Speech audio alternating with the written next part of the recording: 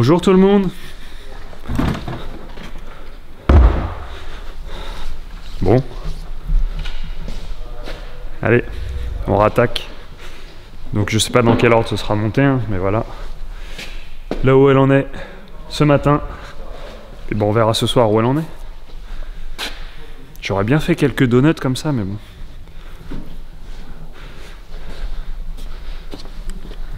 Gros. Allez. On va démonter tout ça, c'est parti, c'est parti!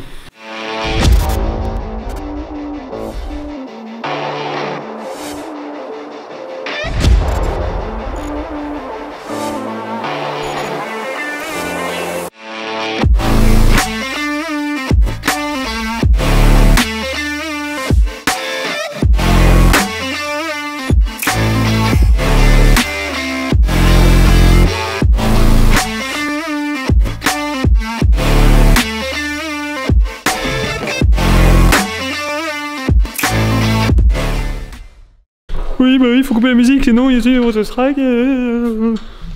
Bon, commence à manquer des morceaux. Mais il est pas très vif, hein, pour gagner le championnat avec ça. Bah moi je vais m'occuper de sortir, tiens, je commence à sortir les réservoirs. Les petits réservoirs qui sont dans le cul. Dans le cul de la grosse. Sortir le réservoir d'eau, le réservoir d'essence, l'AccuSump. Pour ceux qui n'ont toujours pas compris ce que c'était. Il y a l'explication sur mon super TikTok. Et la pompe AEM. Hein? Ouais, c'est du NOS, voilà. C'est bleu donc c'est du NOS. Bon, on a déjà enlevé un petit peu de merdier. Mais bah on continue. Bon, il reste plus grand chose là. Il y a des pièces un peu partout. Et là on va s'attaquer au démontage boîte, moteur. Ça prend du temps quand même tout ça. Il va plus rester grand chose à force dedans. Bon, on arrive au moment, un des moments fatidiques. Sortir le gros. Vu que la boîte est déjà là-bas, on sort le gros. Après on sort encore 2-3 bricoles de dedans. Après on va faire aussi un gros coup de ménage, un gros coup de propre, de rangement. Bon, troisième journée de démontage de Nadège. Bon, il reste plus grand chose. Il nous reste quoi? Il nous reste un baquet. On va enlever, on va essayer d'enlever la tablette, la console centrale si on peut. Sûrement le frein à main, le pédalier complet. Et si j'arrive à retirer une grosse partie du faisceau, ce sera bien. On va essayer de lui mettre un petit coup de nettoyage pour y voir plus propre et voir ce qu'on peut attaquer comme modif.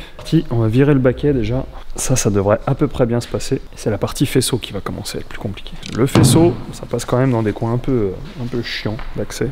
Bon, ça y est, tout est sorti. Deuxième baquet est là-bas, le faisceau il est resté dedans mais il était replié. Le moteur, la boîte, tout est là. Là ce qu'on va faire, elle a plus tout à fait la même tête. Ce qu'on va faire c'est qu'on va essayer de passer un espèce de gel décapant dans le compartiment.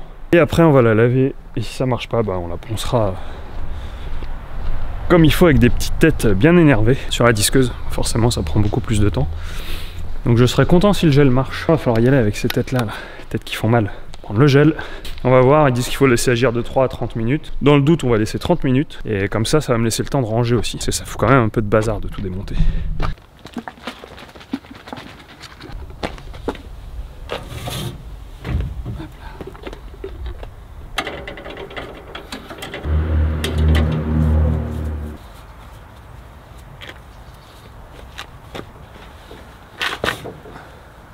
On va déjà avoir à ces endroits, je vais ranger en attendant. Bon, on va voir, ça fait à peu près une demi-heure que j'ai mis ça. On va y mettre un petit coup de Karcher, voir ce que ça dit. Alors, ça effrite. Ça fait... Il y a la gueule que ça, là. Je pense qu'avec un Karcher, avec une bonne pression et de l'eau chaude, il y a moyen que ça parte bien. Bon, par contre, autant vous dire que la crasse, etc. Là, pour le coup, tout ce qui est crasse, saleté... résidus d'huile, etc. Ça part direct.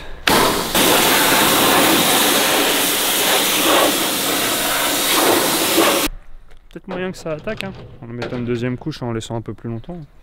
On verra, continuer de nettoyer ça déjà.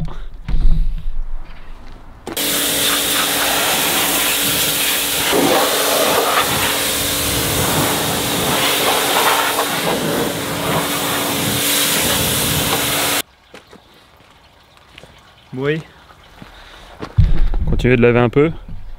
Puis après on va voir ce qu'on va couper. Ce soir on va commencer à couper pour alléger un peu. Couper un peu par derrière, on va couper un peu par devant. C'est très simple pour alléger. Puis on va commencer à nettoyer une scie sabre, une scie cloche pour les bas de caisse. Et une dixeuse mon copain. Après bah, des disques. Puis bah, après je vous avoue que je sais pas trop dans quel ordre je vais commencer. Il y en a par là, il y en a là-bas. Je pense qu'on va commencer devant. Je vais regarder déjà où est-ce qu'on peut opérer. Bon après j'avoue que j'ai des endroits qui ont des petits patchs de rouille, des petits trous de rouille. Je vais les enlever aussi mais juste parce que ça fera plus propre. Pas une question de poids là, c'est que c'est pas propre.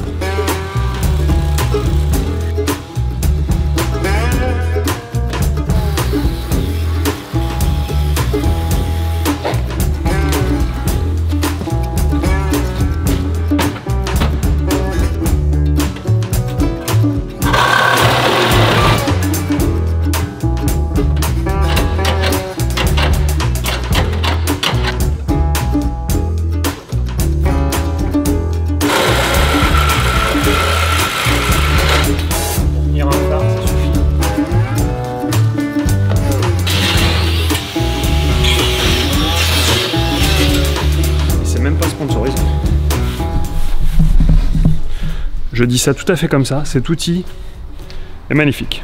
On s'en sert au boulot chez ProHealth régulièrement, mais je confirme que là il est génial.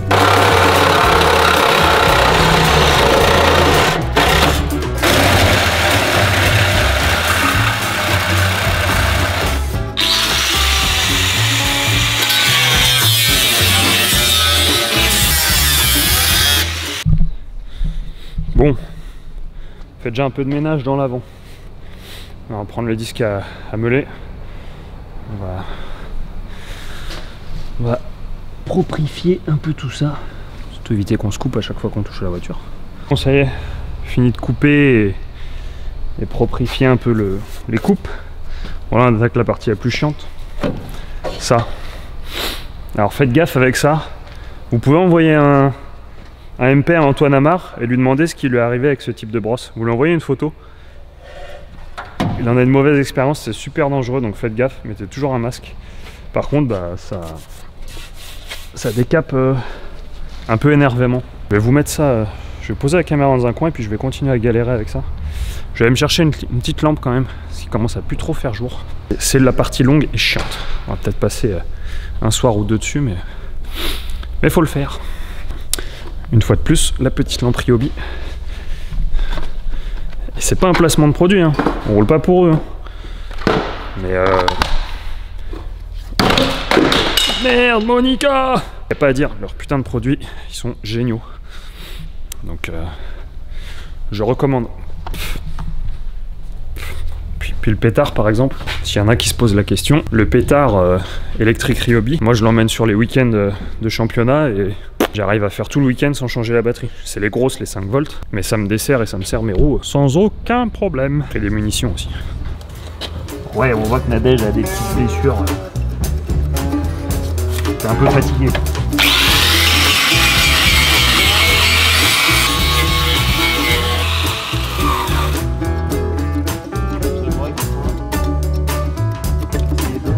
Tendance à plus mieux enlever la peinture que d'autres.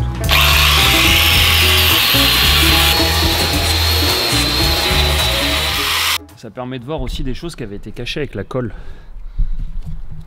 Genre ça là. Voilà, ça on pourra les plaquer et les ressouder. Vous voyez peut-être pas bien là, mais il y a du jour. Bon allez, petite pause et on rattaque. Bon, chômage technique pour ce soir.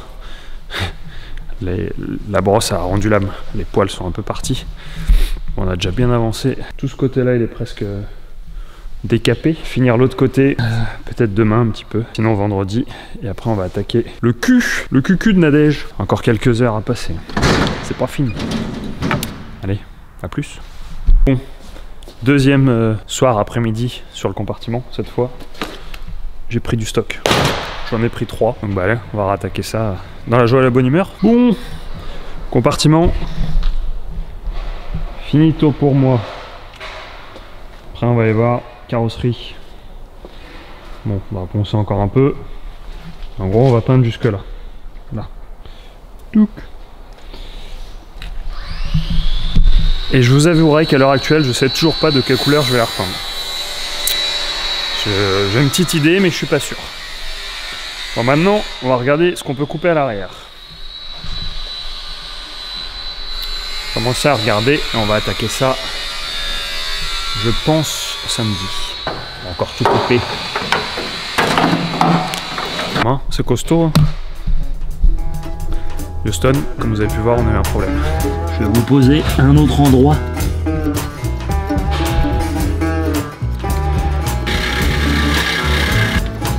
Bon, dans les grandes lignes, on va laisser une fois.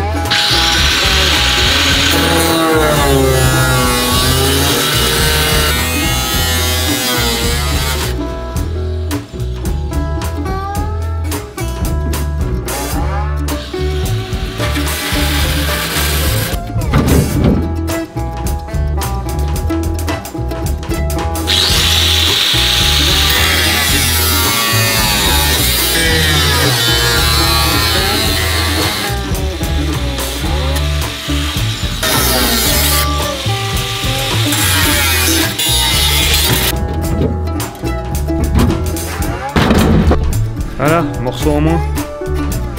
Bon, je m'arrête pour ce soir parce que j'ai crossfit. Allez, salut. On swear. Putain, maintenant, à chaque fois que je parle, je vérifie les petits traits là. Parce que Hamza a filmé l'autre jour.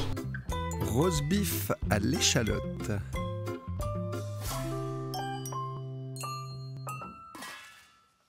Alors, pour cette recette, il nous faut un morceau de roast beef, bien sûr, des échalotes, un bouquet garni, un peu d'ail, de l'huile d'olive. Voilà, c'est tout. Recette facile. Il vous expliquait ce qu'il était en train de faire sur le moteur, sauf que le son n'a pas marché. Donc on verra si on fait un off ou autre. Mais bref, on se retrouve encore une soirée de plus. Pour finir, continuer à faire du tri à l'arrière, couper ce qui dérange. Bon, je vous disais que la motivation était pas trop là dans une des vidéos précédentes, mais je pense que vous avez tous, si vous nous suivez de près ou de loin, vous avez tous vu la super nouvelle qui vient d'arriver. Le circuit GTRS, donc Mérignac, va fermer. J'ai pas pour habitude que des choses me fassent vraiment chier. Surtout qu'au final, je les connais pas plus que ça. Hein. Jérôme, c'est un enculé, donc c'est pas grave. Non, mais en fait, ça me fait chier. Ça me fait chier parce qu'on est dans un pays, on est quand même dans un pays qui a quasiment inventé le sport automobile, hein, s'il l'a pas inventé. Et on se retrouve avec plein de circuits qui ferment un par an. Alors pour l'instant, c'est des petites structures. Alors petite, Albi, c'était pas si petit que ça. Bordeaux, c'est pas si petit que ça. C'est pas des circuits de karting. Et ils ferment à tour de bras. Donc, alors ouais, vous allez me dire, ouais, mais c'est parce que toi, t'es dans le drift, c'est un truc de pouilleux et tout. Vous avez pas d'argent. Ouais, c'est vrai. Sauf que Albi, il n'y avait pas que du drift. Il y avait le camion, ça coûte une blinde. Il y avait de la GT, ça coûte une blinde.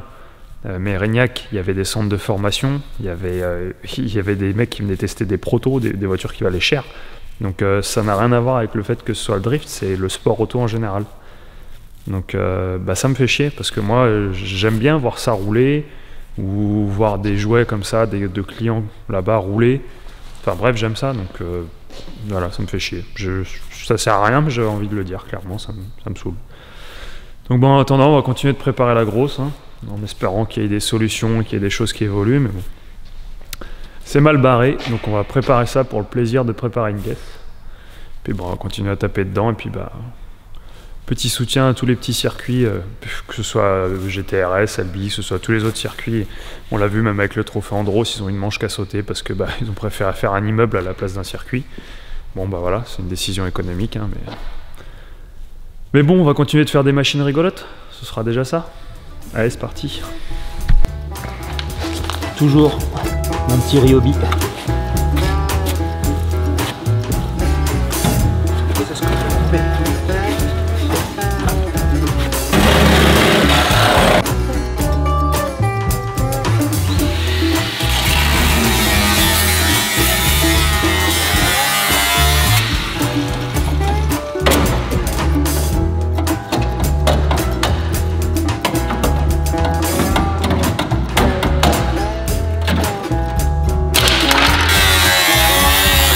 Du poids. Bon, par contre, le premier qui va me rentrer dans le cul. dans le carton à poids qu'on pèsera à la fin. Voir. Putain, c'est pareil, ça caille. Bon, là, ça va, en bougeant, il fait pas trop froid. Mais faut être motivé. 20 du. Bon, terminado pour ce soir. Alors, on va couper là. J'ai pas encore coupé les gros panneaux là. Hop là. Tic. Les gros panneaux, parce qu'il y a le kit fibre et qui va arriver, je sais pas où on va couper. Donc bah voilà, le plus gros de ce qu'il y avait à couper est fait. Il va falloir mettre encore 2-3 coups de propre et après peinture. Bon, peut-être je la filmerai quand on ira mettre un coup de peinture. Sur ce, n'hésitez pas à pouce bleu, soutien, like, commentaire. Puis bah, on se voit pour le prochain épisode. Ouais, et si tout va bien, dans le prochain épisode, on fait son grand frère à lui.